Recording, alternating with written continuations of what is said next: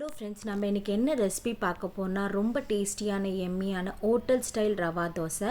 இது எப்படி நம்ம வீட்லேயே நல்ல கிறிஸ்பாக டேஸ்டியாக பண்ணலாம். வாங்க இந்த ரெசிபிக்குள்ளே போகலாம்.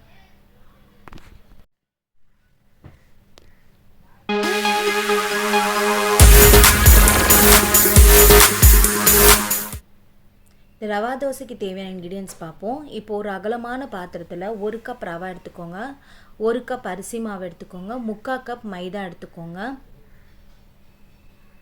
அதுக்கப்புறம் பொடி பொடியாக நறுக்கின இஞ்சி ஒரு துண்டு எடுத்துக்கோங்க, பச்சை மிளகா 2 நல்லா பொடி பொடியாக நறுக்கினது போட்டுக்கிட்டேன், ஒரு 5-6 கருவேப்பிலை அதுவும் பொடி பொடியாக நறுக்கினது போட்டுக்கோங்க. இதெல்லாம் தான் உங்களுக்கு நல்ல ஃப்ளேவர் கிடைக்கும், இதெல்லாம் ஸ்கிப் பண்ணாதீங்க.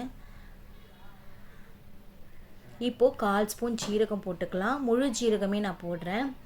அதுக்கப்புறம் 1/4 ஸ்பூன் பெப்பரும் போட்டுக்கோங்க. இதெல்லாம் போட்டால் தான் உங்களுக்கு ஹோட்டல் ஸ்டைலில் கிடைக்கும்.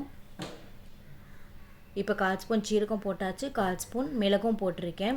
இப்போது பொடி பொடியாக நறுக்கின வெங்காயம் போட்டுக்கலாம். அதுக்கப்புறம் தேவையான அளவு உப்பு போட்டுக்கலாம். இந்த பேட்டருக்கு 3/4 ஸ்பூன் கரெக்டாக இருக்கும். அதுக்கப்புறம் பொடி பொடியாக நறுக்கின ஒரு 2 வெங்காயம் இதுக்கு போதுமானது. ரொம்ப பொடி பொடியாக நறுக்கினது போட்டுக்கோங்க. அதுக்கப்புறம் 2 டேபிள் ஸ்பூன் கர்ட் போட்டுக்கோங்க. இந்த தயிர் எதுக்கு ஆட் பண்ணுறேன்னா அப்போ தான் உங்களுக்கு அந்த புளிப்பு தன்மை தரும் மாவுக்கு.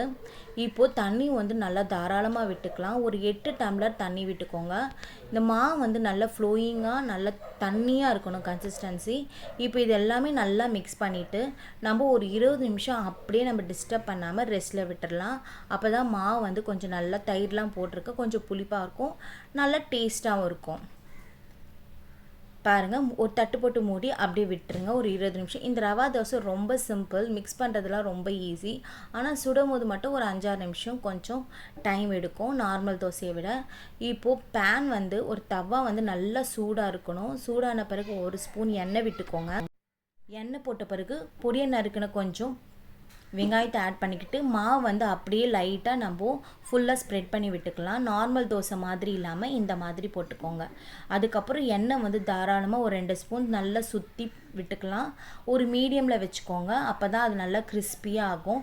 இது ஒரு டைம் எடுக்கும், ஒரு 5 நிமிஷம் ஆகும். இப்போ நல்லா முறுமுறுன்னு அந்த கார்னர்ஸில் வரும்போது நம்ம லைட்டாக அதை எடுத்து விட்டுட்டு நம்ம திருப்பிலாம் போட தேவையில்லை, அது குக் ஆகிடும். நம்ம அப்படியே எடுத்துக்கலாம், பிளேட்டிங் பண்ணிடலாம். பாருங்கள், கிறிஸ்பியான டேஸ்டியான ரவா தோசை ரெடி ஆயிடுச்சு.